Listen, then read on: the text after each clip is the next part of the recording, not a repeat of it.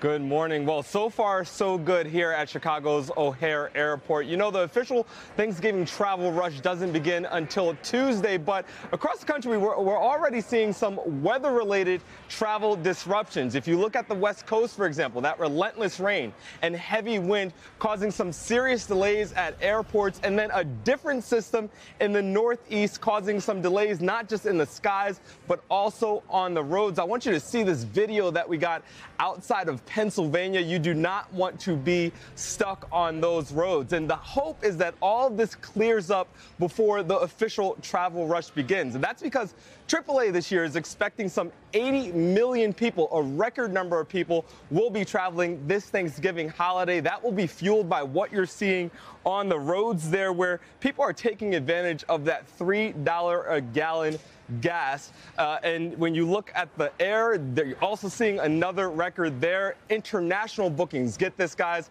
are up 23% this year. That's putting a lot of pressure on TSA. That's why they're reminding folks to get to these airports early, and when you're packing, to remember those key guidelines.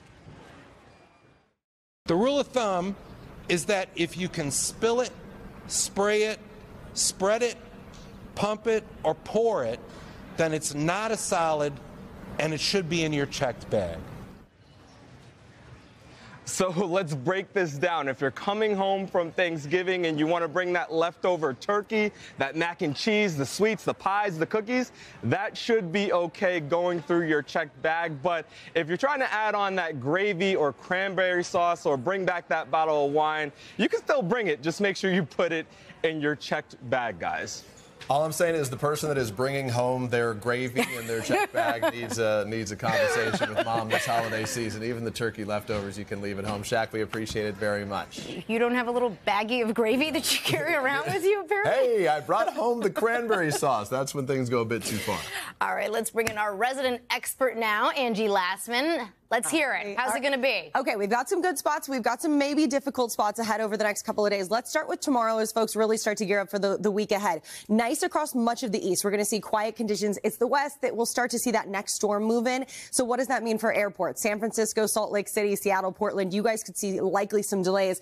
But out east, there will be quiet weather, but some gusty winds. That could be problematic for flights from Boston down to Washington, D.C. We'll see here on the roads, nice conditions basically east of the Rockies. The Rockies is really going to be one of the spots where we'll see that heavy rain, that mountain snow could be a little difficult there. Looking ahead to Wednesday, a little bit of rain across the Tennessee Valley. Otherwise, nice conditions for Detroit, Chicago. It'll be a little chilly and more of that snow and wind across the Rockies. Again, another trouble spot, Salt Lake City and Denver, where you'll likely see some significant disruptions. For the east, just maybe looking at a couple of spots like Boston and New York where we could see some difficulty when it comes to air travel. On the roads, that heavy snow, the strong winds, all going to be problematic. But again, across the east, not a whole lot to complain about on Wednesday.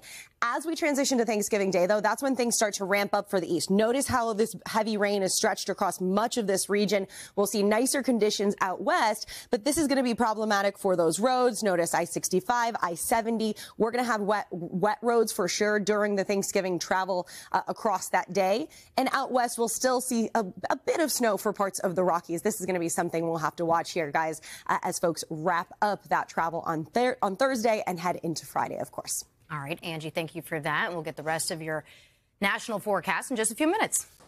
Hey, thanks for watching. Don't miss the Today Show every weekday at 11 a.m. Eastern, 8 Pacific on our streaming channel, Today All Day. To watch, head to today.com/allday or click the link right here.